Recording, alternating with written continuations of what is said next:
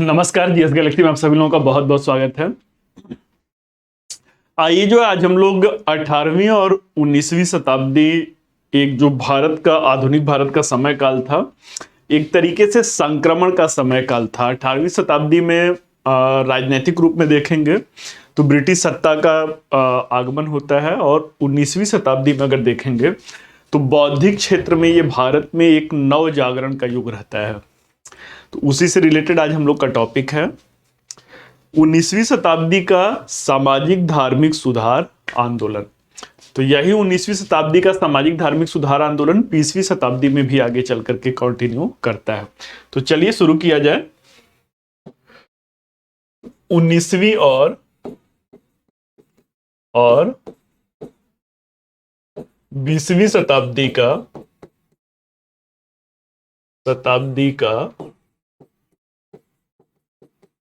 सामाजिक धार्मिक सुधार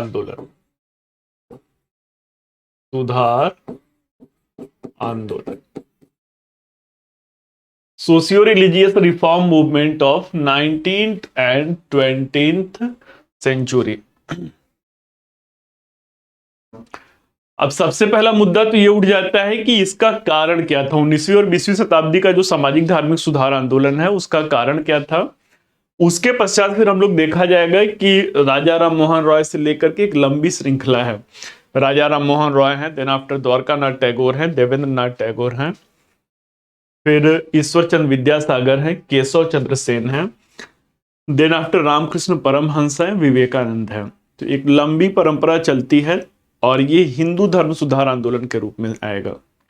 दूसरा जो है इसके पश्चात फिर मुस्लिम धर्म सुधार आंदोलन है, फिर उसके पास बाद जो है वो सिख धर्म सुधार आंदोलन है, एंड देन आफ्टर जो है पारसी धर्म सुधार आंदोलन आता है। तो पहली मुद्दे की चीज को हम लोग देखा जाए कि यहाँ पे कारण क्या है। 19वीं और 20वीं शताब्दी के सामाजिक धार्मिक सुधार आंदोलन का कारण क्या है। कारण को कई भागों में बांटा जा सकता है। चलिए, मेंस का नहीं है ना, तो राजनीतिक कारण और बौद्धिक कारण और इस तरीके से ना करके पॉइंट वाइज ही हम लोग कर लेते हैं। प्री में आपको क्या मैटर है, आपको बस केवल फैक्चुअल डेटा के बारे में जानना है। तो पहला कारण देख लिया जाए, ब्रिटिश शासन की स्थापना।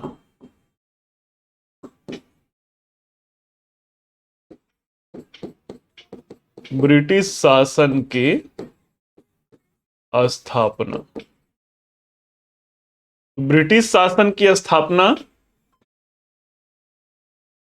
पहले कारण के रूप में है। अंग्रेजी शासन की स्थापना होने के साथ क्या होता है, एक नवीन प्रकार की प्रशासनिक व्यवस्था, और नवीन प्रकार की प्रशासनिक व्यवस्था के साथ ही एक नवीन प्रकार की नीतियों का जो है वो आलंबन किया जाता है। New policy were enacted by the British government, और वो नवीन नीतियां जो रहती हैं वो पश्चिमी संस्कृति के आईने में या उस तरीके से वो रहती हैं जिसका क्या होगा, जिसका जो है भारतीयों के द्वारा उसका विरोध किया जाएगा, और इस तरीके से सामाजिक धार्मिक सुधार आंदोलन को बढ़ावा मिलेगा। बहुत सारी नीतियां थी, जैसे सती प्रथा पे प्रतिबंध लगाना, विधवा पुनर्विवाह 1856 का वो लागू किया जाना। तो इस तरीके की नीतियों का जो भारत का परंपरागत रूढ़िवादी वर्ग था उसे लगता था कि ये भारतीयों के आंतरिक मसलों में हस्तक्षेप का प्रयास है, और इसी का जो रिएक्शन अंग्रेजों की जो ये पॉलिसी रहती है, एक्ट ऑफ 1829 के तहत जो है वो क्या करते हैं, सती प्रथा को बैन कर देते हैं। ठीक है, इसी तरीके से लॉर्ड कैनिंग रहेंगे 1856 ईस्वी में क्या करेंगे, विधवा पुनर्विवाह को बैन कर देंगे। तो ब्रिटिश शासन की स्थापना, जिसकी वजह से जो है सामाजिक धार्मिक सुधार आंदोलन की शुरुआत। अगला जो है ईसाई मिशनरियों का धर्म प्रचार। ईसाई मिशनरियों का धर्म प्रचार। तो ईसाई जो क्रिश्चियन मिशनरीज रहती हैं, क्रिश्चियन मिशनरीज के द्वारा धर्म प्रचार कब होगा, 1813 का जो एक्ट रहता है, एक्ट ऑफ 1813, इसके माध्यम से ईसाई मिशनरियां भारत में धर्म प्रचार करने को उनको छूट मिलती है। समय के साथ साथ ये क्या करते हैं, समय के साथ साथ ये जबरन धर्मांतरण करवाना शुरू करेंगे, और जो ये जबरन धर्मांतरण है यही हमारे फिर से वंस अगेन जो कंजर्वेटिव है या ट्रेडिशनल जो कम्युनिटी है उनके द्वारा जो है वो सामाजिक धार्मिक सुधार आंदोलन के रूप में आना शुरू हो जाता है। अगला अगर कारण देखा जाए तो अगला और एक कारण दिया जा सकता है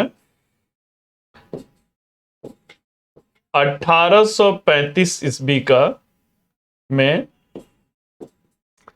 अंग्रेजी शिक्षा के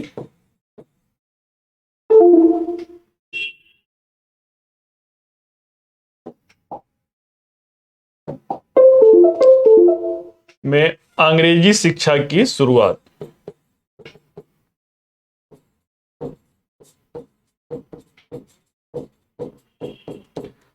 अब अंग्रेजी शिक्षा की शुरुआत के साथ क्या होता है, पश्चिमी शिक्षा की शुरुआत लॉर्ड विलियम बेंटिंग रहेंगे। लॉर्ड विलियम बेंटिंग के समय काल में आई फील चार्ल्स मेटकॉफ जो रहते हैं उन्हें समाचार पत्रों का मुक्तिदाता कहा जाता है, और उसी समय के आसपास में 1835 में इंग्लिश एजुकेशन की शुरुआत किया जाता है। और ये जो इंग्लिश एजुकेशन है इससे भारत में एक मध्यम वर्ग का, नवीन मध्यम वर्ग का उदय होता है। और यह नवीन मध्यम वर्ग एक तरीके से कह सकते हैं कि ये पश्चिमी जो प्रगतिशील साहित्य है, पश्चिमी प्रगतिशील दर्शन है, उससे जो है वो परिचित होता है।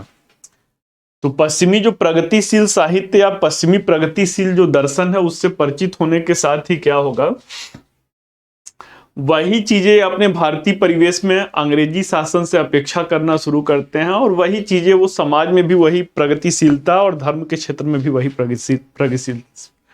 प्रगतिशीलता को देख रहे होते हैं। तो कुल मिलाकर के क्या है, इस एक इंग्लिश एजुकेशन का भी एक तरीके से इनडायरेक्ट ही सही लेकिन अप्रत्यक्ष ही सही, लेकिन इसका भी प्रभाव रहता है। अगला जो कारण है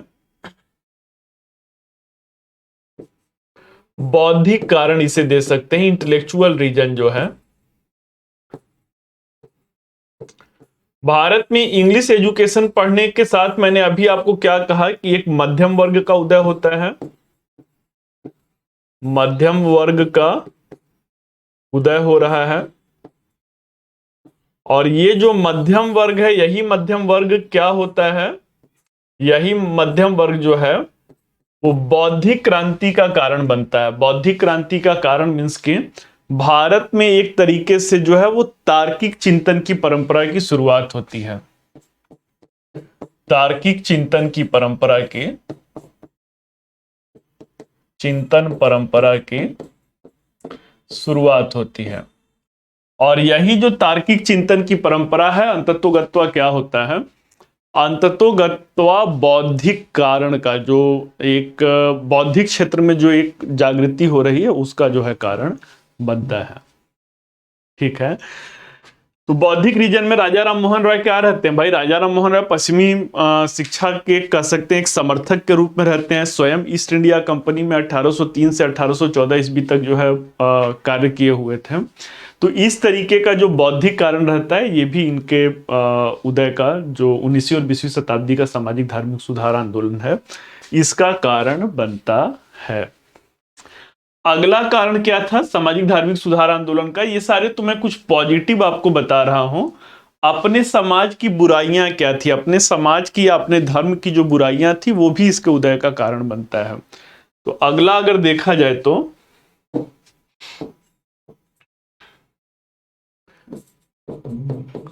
सामाजिक बुराइयां जो हैं, सामाजिक बुराइयां जैसे कि कौन कौन सी सामाजिक बुराइयां, हमारे यहाँ पे बाल विवाह का प्रचलन था, सती प्रथा का प्रचलन था। बाल विवाह तो आज भी ग्रामीण क्षेत्रों के देखेंगे तो एक ग्रामीण क्षेत्र में एक जो निम्न वर्ग के लोग हैं जहाँ पे शिक्षा का स्तर कम है वहां पर आज भी बाल विवाह की परंपरा है। देन आफ्टर उस जमाने में सती प्रथा एक कह सकते हैं कि गैर मानवीय प्रथा के रूप में रहता है। सती प्रथा प्राचीन काल में 510 ईस्वी में भानुगुप्त का एरण अभिलेख रहता है जहां से सबसे पहले अभिलेखी साक्ष्य मिलता है। तो भानुगुप्त का एरण अभिलेख से लेकर के पूरा मध्यकाल आप देखेंगे, खास करके राजपूतों में, राजपूत स्त्रियों में ये प्रचलित परंपरा जो रहती है वो अंग्रेजों के समय तक इसकी परंपरा चल रही है।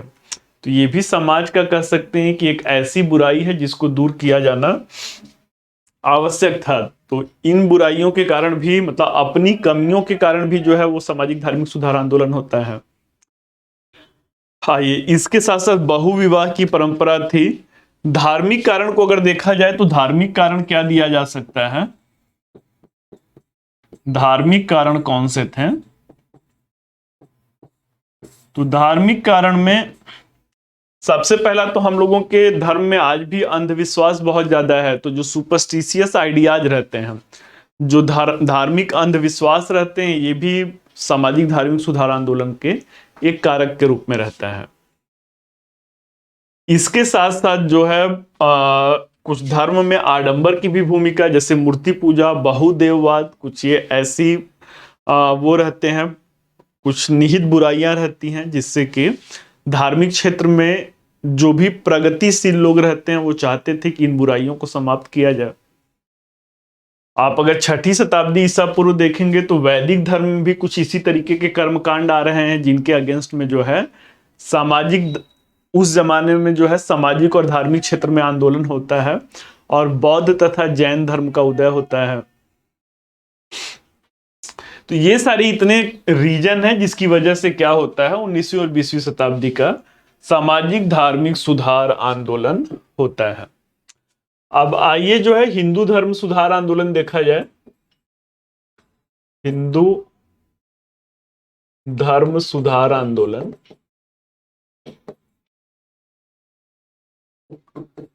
इसमें सबसे पहले नाम किसका आएगा? सबसे पहले नाम जो है राजा राम मोहन रॉय का आएगा। राजा राम मोहन रॉय का आएगा। तो राजा राम मोहन रॉय का, एक सेकंड जो इसका बैकग्राउंड में चेंज कर देता हूं। तो राजा राम मोहन रॉय का जो ये है नाम आता है, राजा राम मोहन रॉय कहां से हैं? बंगाल के रहने वाले हैं। बंगाल से ही क्या होता है, बंगाल से ही जो है इनका जन्म होता है। प्रारंभिक शिक्षा कहां से होती है? प्रारंभिक शिक्षा इनकी पटना से और बनारस से जो है वो होता है। वर्ष 1803 से लेकर के वर्ष 1814 ईस्वी तक ये कहां पे कार्य करते हैं? ईस्ट इंडिया कंपनी में कार्य करते हैं। उसी समय के, अच्छा, भारत के सबसे ज्यादा जो है बहुभाषाविद रहते हैं। लगभग 18 भाषाओं पर इनका अपना कमांड रहता है। 18 भाषाओं पर इनका अपना वर्चस्व रहता है। तो 18 भाषाओं की ज्ञाता थी। इन 18 भाषाओं में कुछ प्राचीन भाषाएं थी और कुछ जो थे, कुछ अत्यंत प्राचीन भाषाओं को जानते थे और कुछ जो है आधुनिक भाषाओं के ज्ञाता के रूप में रहते हैं। प्राचीन भाषाएं कौन सी रहती हैं? तो प्राचीन भाषाएं संस्कृत है, हिब्रू है, अरबी है, फारसी है। आधुनिक भाषाओं में इंग्लिश है, फ्रेंच है, स्पेनिश है, इन तरीकों की जो भी आधुनिक भाषाएं हैं। तो इतने सारे भाषाओं के ज्ञाता रहते हैं। बहुत सारी इनके द्वारा अपना एक शिक्षा के क्षेत्र में कंट्रीब्यूशन, शिक्षा के क्षेत्र में, साहित्य के क्षेत्र में इनका अपना कंट्रीब्यूशन रहता है। प्रीसेप्ट्स ऑफ जीसस जो है, ईसा के नीति वचन, ये पुस्तक इन्हीं के द्वारा लिखा गया था। देन आफ्टर जो है डेविड हेयर के साथ मिलकर के वेदांत कॉलेज की स्थापना भी इन्होंने ही किया था। संवाद कौमुदी नामक ग्रंथ जो है इन्हीं के द्वारा प्रकाशित किया गया था। इनके जीवन की एक महत्वपूर्ण घटना होता है, इनकी भाभी को इनके सामने ही जो है वो सती होने पे मजबूर किया जाता है। तो चूंकि अभी आप लोगों से कहा 18 भाषाओं से या 18 से ज्यादा भाषाओं के ज्ञाता हैं, तो एक इतना सारा जो कह सकते हैं कि जो आधुनिकता का इनके साथ तार्किक चिंतन रहता है, उस पे इनको एक गैर अमानवीय प्रथा पे ये जो है, चूंकि ऑल्दो ये क्या रहते हैं, ब्राह्मण परिवार से रहते हैं, और ब्राह्मण परिवार से होने के पश्चात भी क्या है, सती अपने घर के ही स्त्री के उनकी इच्छा के विरुद्ध सती किए जाने पर इनको लगता है कि यह हमारे धर्म का एक पाखंड है जिसे समाप्त किया जाना अति आवश्यक है। तो इसी दृष्टिकोण के तहत ये क्या करते हैं, इसी दृष्टिकोण के तहत वर्ष 1828 में, वर्ष 1828 में ब्रह्म समाज की स्थापना किया, ब्रह्म समाज की स्थापना किया। अब ब्रह्म समाज की स्थापना राजा राम मोहन रॉय के द्वारा 1828 में, इसके क्या मुख्य जो अगर इसका एजेंडा देखा जाए, मुख्य अगर इसका जो है प्रचार प्रसार देखा जाए, किन क्षेत्रों में ये जो है लोगों में जागरूकता ला रहे हैं, तो मुख्य रूप से 4 क्षेत्र देखने को मिलेंगे। पहला, मूर्ति पूजा का विरोध कर रहे हैं, मूर्ति पूजा का विरोध।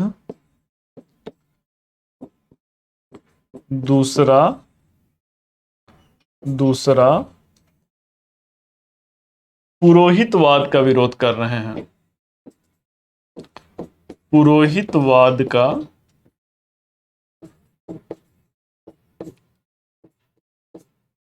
प्रथा का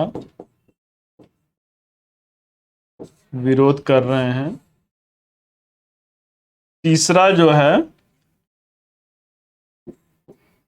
महिलाओं की, नारी की स्थिति की सुधार की बात कर रहे हैं, स्थिति की सुधार। और चौथा जो रहेगा वो एकेश्वरवाद की, एकेश्वरवाद का जो है ये समर्थन करते हैं।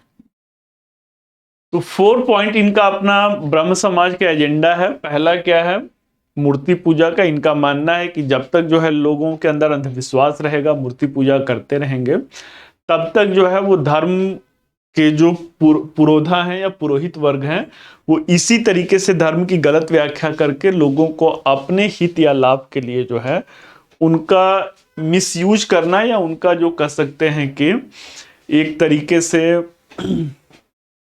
मिसगाइड उनको किया जाता रहेगा, मतलब कि उनको गलत दिशा में निर्देशित किया जाता रहेगा। सती प्रथा में सीधे सीधे कौन हैम्पर कर रहा है, तो सब सीधे सीधे जो है नारी की स्थिति में क्या हो रहा है, नारी की स्थिति में गिरावट आ रही है। तो नारी की स्थिति में गिरावट के साथ क्या होगा, एक तरीके से जो है इनकी स्थिति में सुधार की वकालत राजा राम मोहन रॉय के द्वारा किया जाता है। आगे चल करके आप देखेंगे कि पूरा जो ईश्वर चंद्र विद्यासागर है या केशव चंद्र सेन है, इन्होंने पूरा कंप्लीट एजेंडा ही क्या बना दिया था, केवल कंप्लीट फोकस ही नारी की स्थिति के सुधार के किसी न किसी विषय वस्तु को टच किया था। इसके साथ ही एकेश्वरवाद, बहुदेववाद का वो विरोध कर रहे थे। पॉलीथीज्म का क्या कर रहे हैं, पॉलीथीज्म का विरोध कर रहे हैं और एकेश्वरवाद को बढ़ावा देने की वकालत कर रहे हैं। तो यहां से जो नवीन एक जन जागरूकता करने का इनके द्वारा प्रयास रहता है, अंततः वो क्या होगा, अंततः वह रंग लाएगा 1829 में।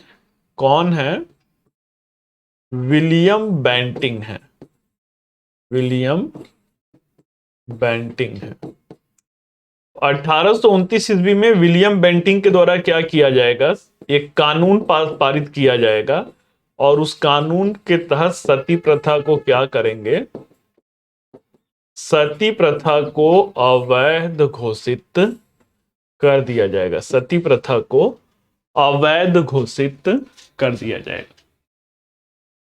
तो इस तरीके से ये एक इलीगल प्रैक्टिसेस हो जाएगा।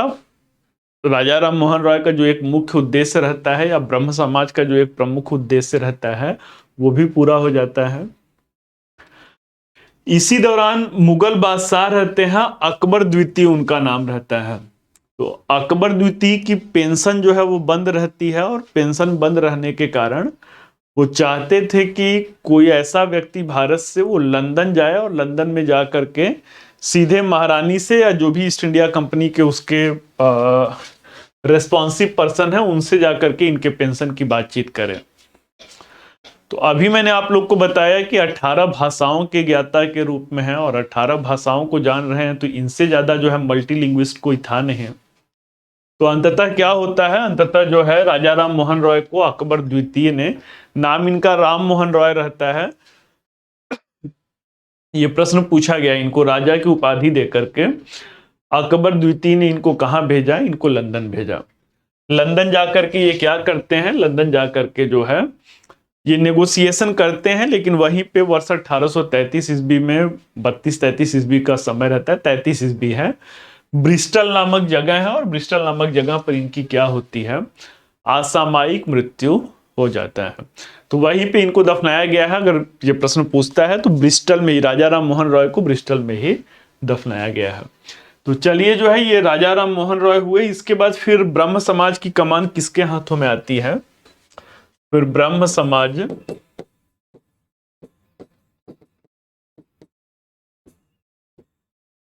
समाज की कमान द्वारिका नाथ टैगोर के हाथ में आएगा।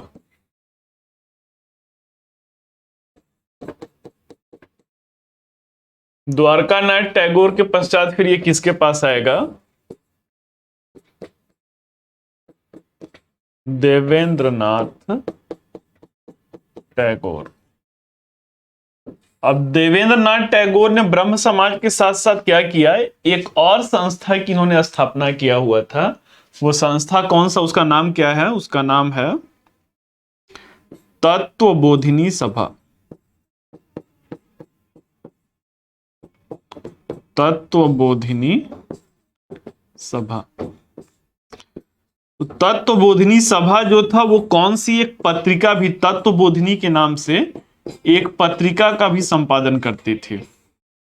ठीक है। तो देवेंद्रनाथ टैगोर ने ब्रह्म समाज की कमान संभाला, और ब्रह्म समाज की कमान संभालने के साथ ही किस पे इन्होंने ज्यादा फोकस किया। अभी आप लोगों को अगर दिखाया गया तो राजा राम मोहन रॉय ने 4 मुद्दों पे ज्यादा फोकस किया था। ब्रह्म समाज का 4 पॉइंट एजेंडा, मूर्ति पूजा का विरोध, पुरोहितवाद का विरोध, नारी की स्थिति में सुधार, और एकेश्वरवाद। देवेंद्रनाथ टैगोर ने ब्रह्म समाज की संस्था में किस पे जो है सबसे ज्यादा जोर देते हैं, महिला सशक्तिकरण का जो मुद्दा रहता है, महिला सशक्तिकरण का जो मुद्दा रहता है, सबसे ज्यादा जोर उसी पे दिया गया।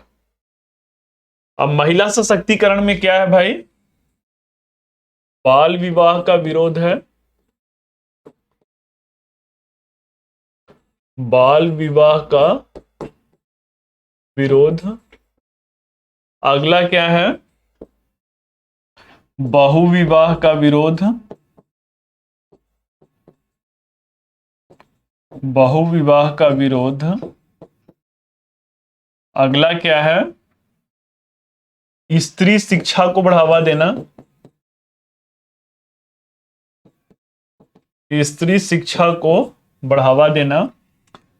इसके अलावा क्या है, सती प्रथा पे बैन हो गया। तो सती प्रथा बैन होने के पश्चात अब विधवा जो है, उस विधवा की स्थिति का क्या हो, विधवा पुनर्विवाह, विधवा पुनर्विवाह। और इसके साथ बहुविवाह का विरोध, बाल विवाह का विरोध, विधवा पुनर्विवाह, स्त्री शिक्षा, दहेज प्रथा का विरोध, डाउरी सिस्टम का विरोध, दहेज प्रथा का विरोध। तो कुल मिलाकर के क्या है, ये मल्टी पॉइंट्स जो है इनके अपने, एक कह सकते हैं कि जो रिफॉर्म का इनका अपना एक की पिलर है, एक जो बहुआयामी जो इनका ब्रह्म समाज का उद्देश्य है वो किससे जुड़ा हुआ है, तो वो महिला के इर्द गिर्द मुद्दों पर घूम रहा होता है। अब देवेंद्रनाथ टैगोर जो रहते हैं आचार्य के रूप में रहते हैं, इन्हीं के समय में ब्रह्म समाज से कौन जुड़ता है, तो इन्हीं के समय में ब्रह्म समाज से ईश्वर चंद्र विद्यासागर जुड़ते हैं। कौन जुड़ेगा, ब्रह्म समाज से देवेंद्रनाथ टैगोर के समय में ब्रह्म समाज से कौन जुड़ेगा? ईश्वर चंद्र विद्यासागर। अब ईश्वर चंद्र विद्यासागर ने किसे वो किया था, किस मुद्दे पर इन्होंने ज्यादा जोर दिया था? ईश्वर चंद्र विद्यासागर ने महिला सशक्तिकरण के सभी मुद्दे को स्पर्श नहीं किया। इनका अपना एक अलग वो था कि जैसे कहा जाता है ना कि एक कै साधे सब सधे, सब साधे सब जाए। देवेंद्रनाथ टैगोर ने ब्रह्म समाज के 4 एजेंडा, मूर्ति प्रथा का विरोध है, पुरोहित प्रथा का विरोध है, देन आफ्टर जो है महिला सशक्तिकरण है। तो इन सारे कई मुद्दों में से एक मुद्दे पे प्राथमिकता दिया। वो कौन सा मुद्दा रहता है? महिला सशक्तिकरण का। अब महिला सशक्तिकरण में से केवल एक मुद्दे को प्राथमिकता इनके द्वारा दिया गया, ईश्वरचंद विद्यासागर के द्वारा। इतने सारे मुद्दे हैं लेकिन केवल एक मुद्दे को इनके द्वारा प्राथमिकता दिया गया। वो मुद्दा कौन सा रहता है? विधवा पुनर्विवाह का मुद्दा। विधवा पुनर्विवाह का जो मुद्दा रहता है, इस पे इन्होंने आजीवन कार्य किया, और आजीवन कार्य और इनका जो अथक प्रयत्न रहता है, अंततः कौन रहते हैं? अंततः लॉर्ड कैनिंग रहेंगे। लॉर्ड कैनिंग रहेंगे। और वर्ष कौन सा रहेगा? वर्ष 1856 ईस्वी रहता है। और इसी वर्ष में क्या होगा? विधवा पुनर्विवाह कानून बनेगा। विधवा पुनर्विवाह कानून बनेगा। तो विधवा पुनर्विवाह जो कानून है ये क्या है? ये एक तरीके से जो सती के बाद विधवाओं को एक समाज की मुख्य धारा से पीछे छूट रही थी, उन्हें वंस अगेन समाज के मुख्य धारा से जुड़ने का एक प्रयास रहता है।